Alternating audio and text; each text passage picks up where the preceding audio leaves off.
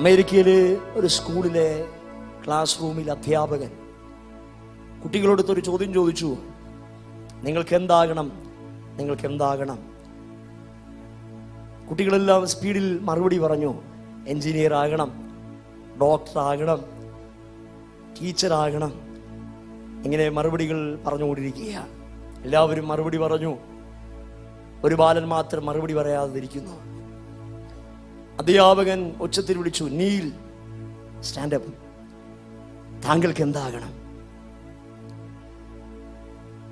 അദ്ദേഹം പറഞ്ഞ, ആ ബാലൻ പറഞ്ഞ വാക്ക് കേട്ട് എല്ലാവരും ചിരിച്ചു. എനിക്ക് ചന്ദ്രനിൽ പോകണം. കുട്ടികളെല്ലാം പറഞ്ഞു, ഇറ്റ് ഈസ് ഇംപോസിബിൾ.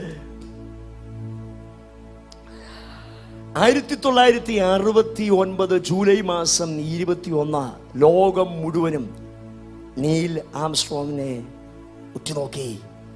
സ്കൂളിൽ താൻ കൈമാറിയ സ്വപ്നത്തെ അതിൻ്റെ അവസാനം വരെ കൊണ്ടെത്തിച്ചത് ദൈവമാണെന്ന് താൻ പറഞ്ഞതുപോലെ, നിന്നെ കളിയാക്കുന്നവർ കാണത്തക്ക നിലവാരത്തിൽ ചലനം ദൈവം അയക്കാൻ പോകുന്നു.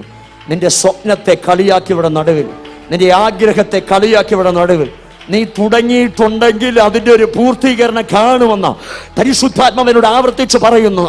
പരിശുദ്ധാത്മ പറയുന്നു, നിന്റെ സ്വപ്നത്തെ നിന്ദിച്ചവരുണ്ടെങ്കിൽ, നിന്റെ സ്വപ്നത്തെ മുറിവേൽപ്പിച്ചവരുണ്ടെങ്കിൽ, നീ അതിന്റെ അവസാനം കാണത്തില്ലെന്ന് പറയുന്നവരുണ്ടെങ്കിൽ, പരിശുദ്ധാത്മ പറയുന്നു, നീ അതിന്റെ അവസാനം കാണാൻ പോകുകയാണ്.